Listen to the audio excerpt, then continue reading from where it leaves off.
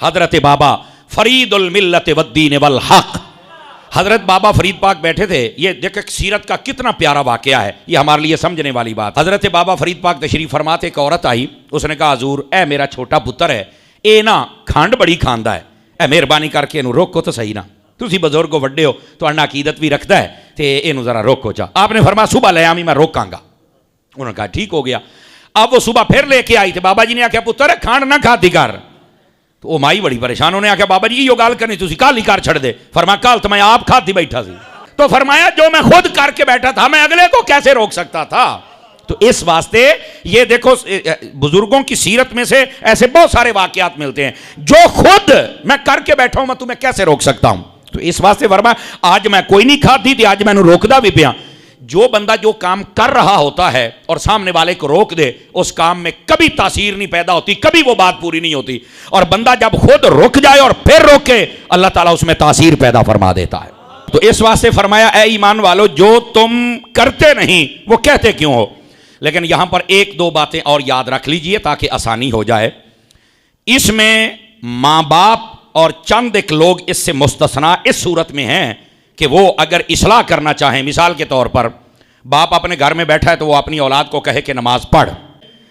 اصل بات یہ وہ خود بھی پڑھے اور اولاد بھی پڑھے. اسی طرح استاد ہے، دفتر میں کوئی افسر ہے تو وہ کہے کہ تم بھی نماز پڑھو اور خود بھی پڑھے. لیکن اگر کسی وجہ سے وہ نہیں پڑھ رہا تو بہرحال اس کا حق بنتا ہے کہ وہ اپنے ماتحت کو کہے ضرور. سمجھ آ رہی؟ یہ جو بات روکا جا رہا ہے یہ اوورال اس طرح آپ جیسے مجمع کے اندر بیٹھ کے کسی کو سمجھانا، یہ اصل اس میں مراد ہے کہ جو سمجھانے والا ہو وہ خود اس کا جو تصویر ہے وہ بھی کم از کم سمجھی ہوئی ہو نا. ٹھیک ہے؟ تو جو علیحدہ علیحدہ تربیت کرنے کی بات ہے وہ آپ اس طرح اپنی اولاد کی کر سکتے ہیں، اگرچہ آپ اس عمل میں نہیں ہیں. آپ صبح کے وقت اٹھ کے قرآن نہیں پڑھا آپ نے، لیکن آپ بچے کو کہیں اٹھ مسجد چل قرآن پڑھ کے آ. اس کا یہ مطلب نہیں کہ جس دن آپ نے کام نہیں کیا تو کوئی کر ہی نہیں سکتا. یہ جو سمجھانے والا مبلغ ہے یہ اس کے لیے ہے کہ جب تو سمجھائے تو تیرا کردار اعلیٰ ہونا چاہیے. نبی پاک علیہ السلام نے آتے ہی اعلان نبوت نہیں کیا تھا، 40 سالوں کے بعد کیا.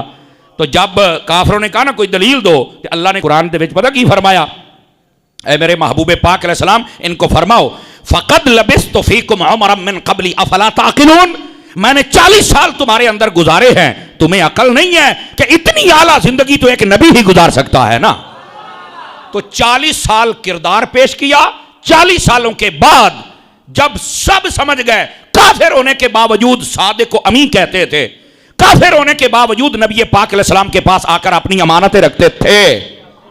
جس دن مکہ فتح فرمایا اس دن بھی تو حضرت علی کو نبی پاک نے جو اپنے بستر پہ سلایا، وجہ یہی تھی نا کہ ان کی امانتیں ہیں، یہ مجھے قتل تو کرنے کے لیے آگے لیکن انہوں نے نہیں پتا بھی امانتیں تھے میرے کول نے نا، لیکن میں ایسا کردار پیش کر کے جاؤں گا، میں یہاں سے ہجرت بھی کر کے جاؤں گا لیکن یہ الزام نہیں لگوانا چاہتا کہ ہماری امانتیں بھی لے کے چلے گئے. سانو کو تنگ کرے نا اور وہ دیکھو 2-4 لاکھ ساڑھے کو لوگ چل بھائی پھر اینج تے اینج ہے، یہی کرتے نا. نبی پاک فرمایا اے اینج ہے پر ساڈا کردار اینج ہے. مولا علی کو وہاں فرمایا صبح اٹھ کے سب کو امانتیں واپس کرنی ہے اور اعلان کرنا ہے کسی دا کچھ رہ گیا ہے تے میں نبی دا ویر ہاں، میں تو اڈے حساب برابر کر کے جاواں گا.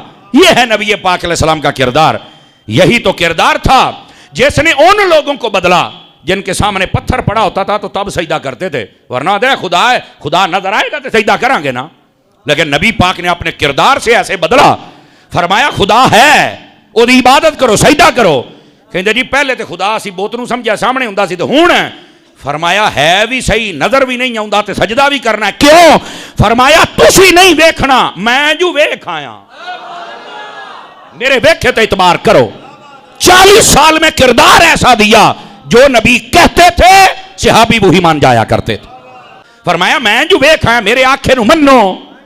تو انہوں نے کہا 40 سال تک اور 50 سال تک جس نے جو کہا سچ کہا ہے تو یہ بھی سچ ہے. رب ہے نظر بھی نہیں آتا پھر بھی سجدہ کرنا ہے. اور کیسی قوم کو بدلا ہے. 1000 سال گزر گئے، ان کی لڑائیاں جاری تھی. نبی پاک صلی اللہ علیہ وسلم آئے، ان کی آپس میں محبت پیدا فرما دی. الف بین قلوبکم، اللہ قرآن کے 10ویں پارے میں فرماتا ہے ہم نے اپنے حبیب کو جب بھیجا تو اے لوگو تمہارے درمیان مصطفیٰ کی وجہ سے ہم نے محبت پیدا کر دی ہے.